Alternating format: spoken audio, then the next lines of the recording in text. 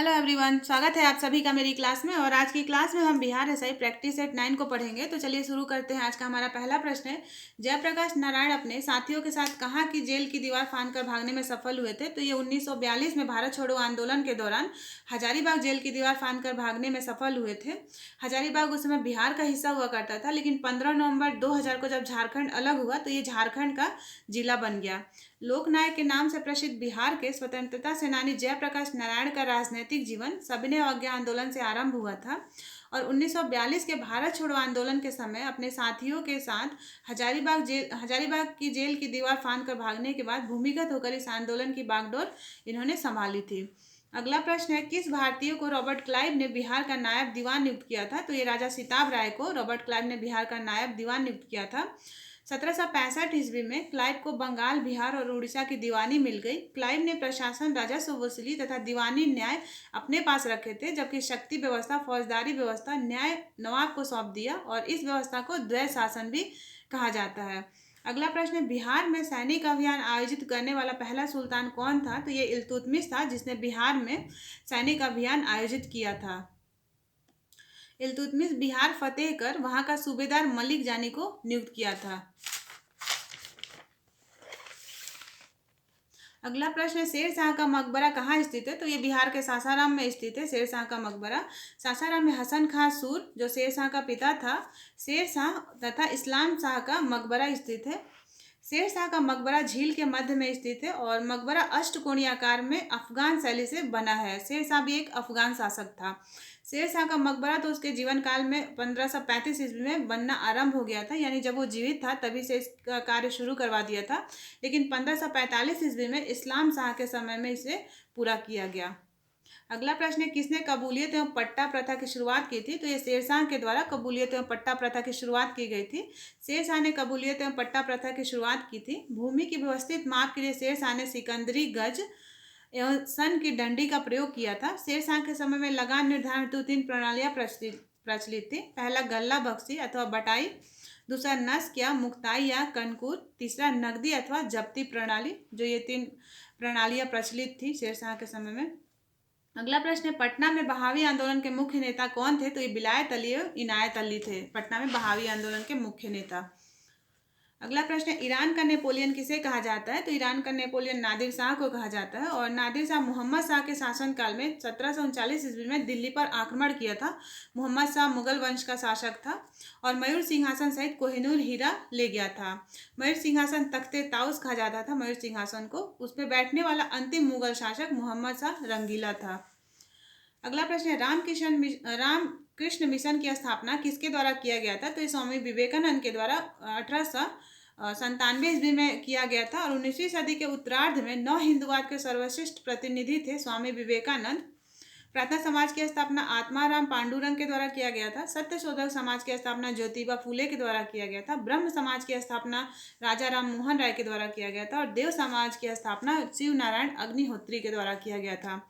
अगला प्रश्न है, पानीपत की दूसरी लड़ाई किसके बीच हुई थी? तो पानीपत की दूसरी लड़ाई अकबर और हेमू के बीच हुई थी। इस युद्ध में बैरम खां अकबर का संरक्षक बना था और पानीपत की पहली लड़ाई बाबर और इब्राहिम लोदी के बीच हुई थी, जिसमें बाबर की जीत हुई थी 1526 ईस्वी में। बाबर ने इस जीत के बाद से मुगल वंश यानी मुगल साम्राज्य की स्थापना की थी। अगला प्रश्न है, गजनी का प्रथम शासक कौन था जो खलीफाओं से सुल्तान की उपाधि ग्रहण कर सुल्तान कहलाने वाला प्रथम शासक बना था?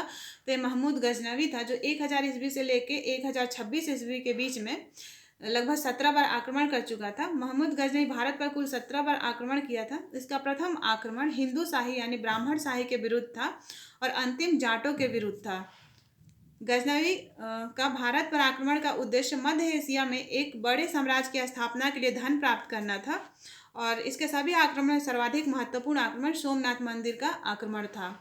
अगला प्रश्न है, वोल्ट मीटर हमेशा विद्युत परिपथ के किस क्रम में लगाया जाता है? तो ये समांतर क्रम में लगाया जाता है। वोल्ट मीटर का प्रयोग दो परिपथों के बीच विभवांतर मापने के लिए किया जाता है। एक आदर्श वोल्ट मीटर का प्रतिरोध अनंत होना चाहिए। अगला प्रश्न है, भारत के एकमात्र राज्य की राजधानी कौन सी है जो गंगा नदी के किनारे अवस्थित है? तो पटना ये बिहार की राजधानी है जो गंगा नदी किनारे अवस्थित है। गंगा नदी बिहार में भोजपुर से होकर प्रवेश करती है। बिहार का शहर पटना के अलावा बक्सर, मोकामा, भागलपुर, मुंगेर सभी गंगा नदी के तट पर बसे हुए हैं। अगला प्रश्न है सेल यानी भारतीय इस्पात प्राधिकरण लिमिटेड की स्थापना कब की गई थी? तो ये 1974 ईस्वी में इसकी स्थापना की गई थी। सेल सार्वजनिक क्षेत्र के संयंत्र के लिए इस्पात का विक्रय करती है। सेल के स्वामित्व में सार्वजनिक क्षेत्र के दुर्गापुर, राउरकेला, भिलाई, बोकारो, वर्णपुर, सेलम, भद्रावती आदि इस्पात संयंत्र के प्रबंधन और नियंत्रण किया जाता है।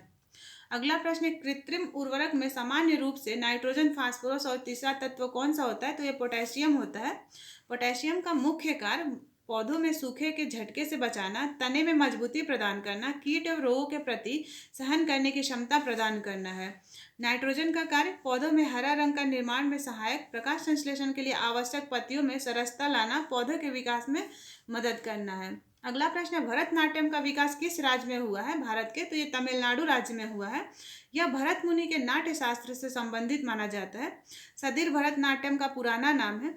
कथक उत्तर भारत का शास्त्रीय नृत्य है। ओडिसी उड़ीसा का शास्त्रीय नृत्य है और मोहिनी अट्टम केरल का शास्त्रीय नृत्य है।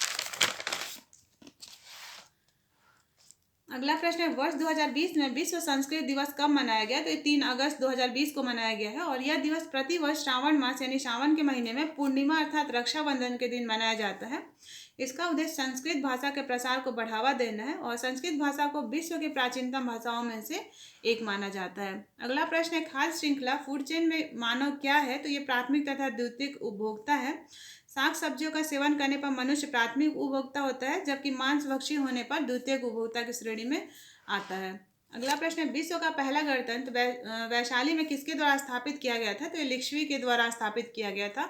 लिच्छवियों ने वैशाली में देश का पहला गणतंत्र स्थापित किया था। वैशाली बुद्ध काल का सबसे बड़ा तथा शक्तिशाली गणराज्य था। अगला प्रश्न है सिंधु नदी की सर्वाधिक महत्वपूर्ण सहायक नदी कौन सी है? तो ये झेलम है। झेलम सिंधु की महत्वपूर्ण सहायक नदी है जो कश्मीर घाटी के दक्षिण पूर्व भाग में पीर पंचाल गिरिपद में स्थित वेरीनाग झरने से निकलती है। अगला प्रश्न है दक्षिण अफ्रीका में महात्मा गांधी द्वारा प्रकाशित पत्रिका का क्या नाम था? तो वो इंडियन ओपिनियन था जो महात्मा गांधी के द्वारा दक्षिण अफ्रीका में प्रकाशित किया जाता था। कॉमनवेल्थ एनी बेसेंट के द्वारा, यंग इंडिया गांधी जी, केसरी बाल गंगाधर तिलक, मूक नायक भीमराव अंबेडकर, लीडर मदन मोहन मालवीय, बॉम्बे क्रॉनिकल फिरोज शाह मेहता और अल हिलाल अब्दुल कलाम आज़ाद के द्वारा प्रकाशित किया जाता था।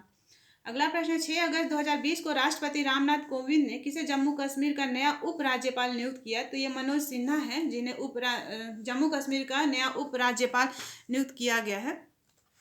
मनोज सिन्हा वरिष्ठ भाजपा नेता है और इस पद पर वह गिरीश चंद्र मुर्मू का स्थान लेंगे जिन्होंने अपने पद से इस्तीफा दे दिया है। मनोज सिन्हा वर्ष 2014 से 2019 तक गाजीपुर संसदीय क्षेत्र से लोकसभा सांसद रहे हैं।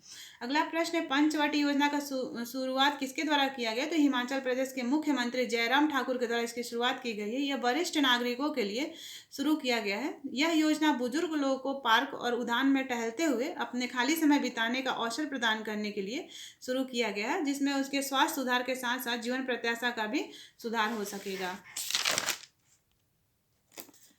अगला प्रश्न है कि लेंस कितने तरह के होते हैं? तो लेंस 2 तरह के होते हैं, उत्तल लेंस और अवतल लेंस। उत्तल लेंस की क्षमता धनात्मक एवं अवतल लेंस की क्षमता ऋणात्मक होती है। निकट दृष्टि दोष के निवारण के लिए अवतल लेंस का प्रयोग किया जाता है और दूर दृष्टि दोष के निवारण के लिए उत्तल लेंस का प्रयोग किया जाता है। अगला प्रश्न है नाभिकीय रिएक्टर में कैडमियम छड़ किस रूप में कार्य करती है? तो ये नियंत्रक के रूप में कार्य करती है। नियंत्रक छड़े इसके लिए कैडमियम या बोरान के छड़ का प्रयोग किया जाता है। विखंडन के दौरान 3 नए न्यूट्रॉन में 2 को ये अवशोषित कर लेता है। अगला प्रश्न है नाभिकीय रिएक्टर में मंदा का प्रयोग क्यों किया जाता है? तो रिएक्टर में मंदा के रूप में भारी जल या ग्रेफाइट का प्रयोग न्यूट्रॉन की गति को धीमा करने के लिए प्रयोग किया जाता है। तो ये कुछ महत्वपूर्ण प्रश्न थे जो संभावित प्रश्न थे, इनको पूछे जाने की संभावना है ये बहुत बार एग्जाम में पूछे भी जा चुके हैं। तो आप लोग पढ़ते रहिए। Thanks for watching.